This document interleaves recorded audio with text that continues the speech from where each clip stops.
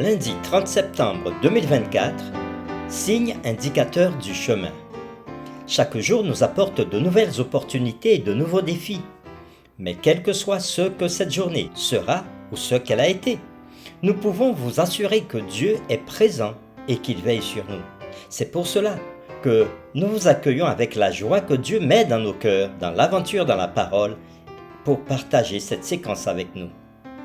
Notre communauté s'agrandit et c'est grâce à vous.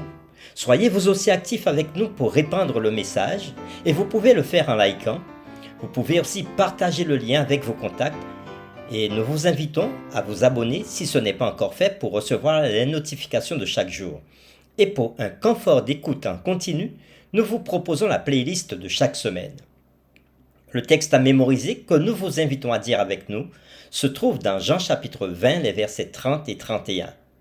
Jésus a fait encore, en présence de ses disciples, beaucoup d'autres miracles qui ne sont pas écrits dans ce livre.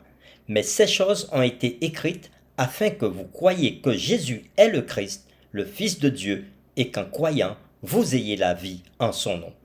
Nous vous invitons à le redire avec nous, Jean chapitre 20, les versets 30 et 31. Jésus a fait encore, en présence de ses disciples, beaucoup d'autres miracles qui ne sont pas écrits dans ce livre. Mais ces choses ont été écrites afin que vous croyiez que Jésus est le Christ, le Fils de Dieu, et qu'en croyant, vous ayez la vie en son nom. Pourquoi Jésus accomplit-il ces miracles? Quel enseignement Jésus voulait-il donner en accomplissant ces miracles? Les réflexions de cette semaine nous aident à répondre à ces questions, et aujourd'hui nous le ferons avec la séquence « Le deuxième signe en Galilée ». Tout au long de son ministère terrestre, Jésus avait accompli des miracles qui avaient aidé les gens à croire en lui.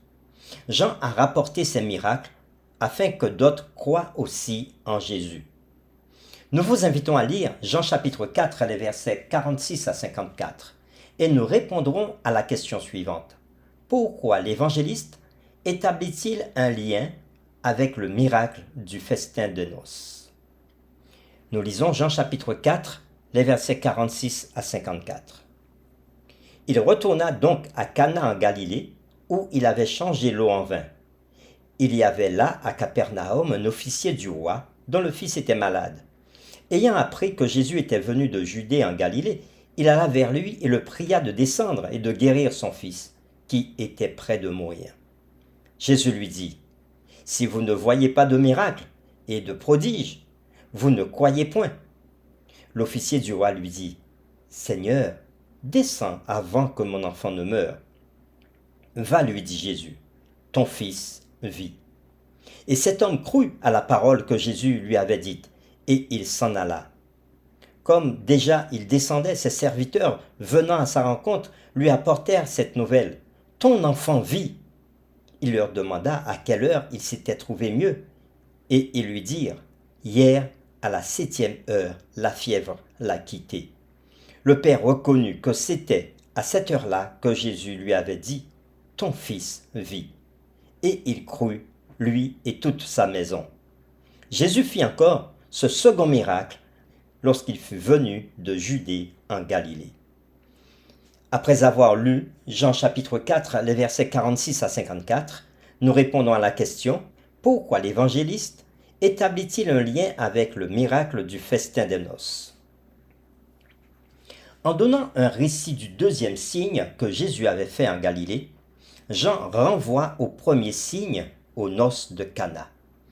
Jean semble dire « Les signes que Jésus a accomplis vous aideront à voir qui il est. » Puis Jean ajoute « Jésus fit encore ce second miracle lorsqu'il fut venu de Judée en Galilée. » Au verset 54. Au début, la réponse de Jésus à la supplication de l'officier peut sembler dure. Toutefois, cet officier avait fait de la guérison de son fils le critère pour croire en Jésus. Jésus avait lu dans son cœur et toucha du doigt la maladie spirituelle qui était plus profonde que la maladie mortelle de son fils. Comme un éclair dans un ciel bleu, l'homme reconnut soudainement que sa pauvreté spirituelle pouvait coûter la vie à son fils. Il est important de reconnaître que les miracles en eux-mêmes ne prouvaient pas que Jésus était le Messie. D'autres avaient accompli des miracles. Certains étaient de vrais prophètes, d'autres de faux prophètes. Les miracles ne révèlent que l'existence du surnaturel. Ils ne relèvent pas par eux-mêmes que Dieu en est forcément l'auteur. Satan peut aussi accomplir des miracles, si nous signifions par le mot miracle des actes surnaturels. Dans l'angoisse, l'officier s'en remit à la miséricorde de Jésus, le suppliant de guérir son fils. La réponse de Jésus fut rassurante. Il dit « Va, ton fils vit ». Le verbe « vit » est aussi au présent en grec, ce qu'on appelle un présent futuriste, où l'on parle d'un événement futur avec certitude comme s'il se produisait déjà. L'homme ne se précipita pas chez lui, mais croyant en Jésus, il rentra chez lui le lendemain, constatant qu'au moment même où Jésus avait prononcé ces paroles, la fièvre avait quitté son fils. Quelle puissante raison de croire en Jésus! Pour terminer, réfléchissons à cette question. Même si nous devons voir un miracle, quels autres critères devons-nous considérer avant de supposer automatiquement qu'il vient de Dieu? Nous vous invitons à prier avec nous. Père éternel, toi qui te tiens dans le ciel, nous te disons merci pour cet enseignement que tu nous apportes encore aujourd'hui, mettant l'accent sur le vrai miracle par rapport au faux miracle. À travers cette étude, nous pouvons voir que notre foi ne doit pas se baser que sur des signes surnaturels, mais que notre foi doit se baser sur Jésus, le seul Sauveur. Nous prions pour que tu nous aides à faire la différence entre ce qui vient de toi et ce qui vient de ton ennemi, le diable. Aide-nous toujours à te faire confiance et ne pas attendre simplement qu'un signe s'accomplisse dans nos vies pour pouvoir croire en toi. Aide-nous aussi à pouvoir témoigner de ce que tu fais dans nos vies, petits ou grands.